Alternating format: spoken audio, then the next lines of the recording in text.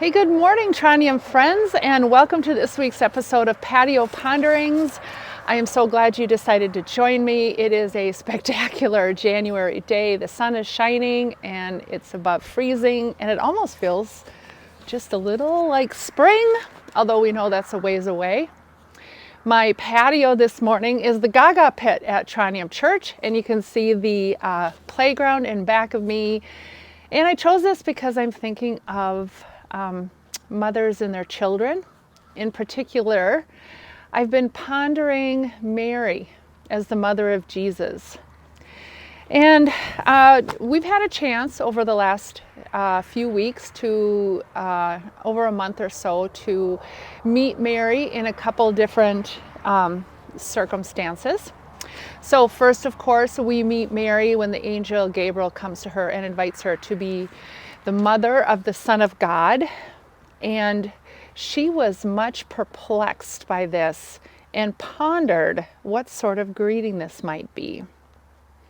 And then, of course, in the Christmas story, we meet Mary. And in particular, when all the shepherds come, and after they leave, Mary said, Luke tells us this, but Mary treasured all of these words and pondered them in her heart.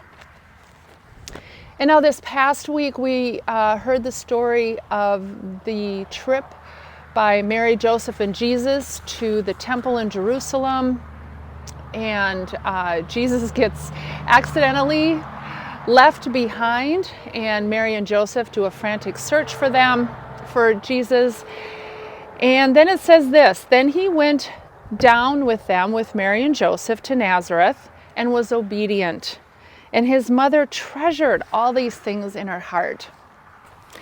And so as I put together these little glimpses, I've been thinking about the kind of mother Mary might have been.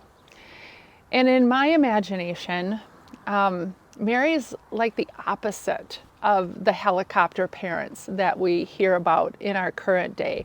I imagine Mary to be more reserved in a sense.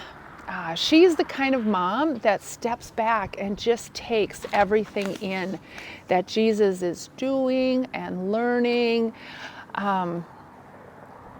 She spends a lot of time pondering, right? I think, wow, what a model this is for all of us, not just as parents, but in our lives in general. We are so busy. We have so much going on in the world right now. We can go through life kind of on autopilot and forget to just kind of experience what's going on around us. And I think that's why there's this big movement around mindfulness. Maybe you've heard of that term. Learning to be mindful again, to be present in the moment.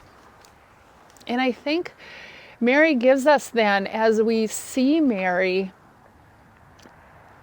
continually in different episodes, how her actions then and how she is in the world. We see her right from the beginning in her response to the angel in this incredible prophecy that's bold and courageous and confident in who her son is going to be.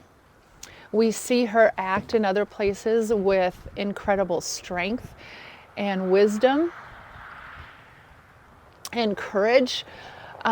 She would have to be to kind of endure watching what her son is going to live through. And so I wonder if that isn't a good lesson for us, if that's something we should be pondering personally. Spending more time pondering, spending more time taking in the world around us, taking in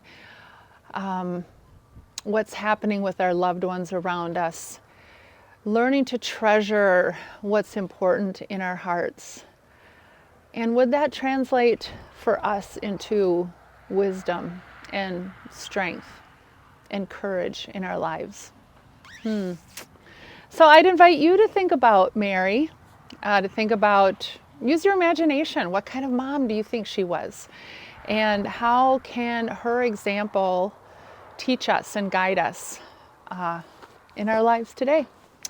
And so as an extra little treat, at the bottom of this video, I'm going to put a link to one of my favorite musical performances.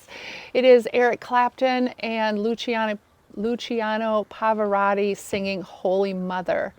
And, you know, of course, it's coming out of a little different theology than we as Lutherans have, but it's still incredibly beautiful, and I hope that you can ponder the words and treasure it a little bit.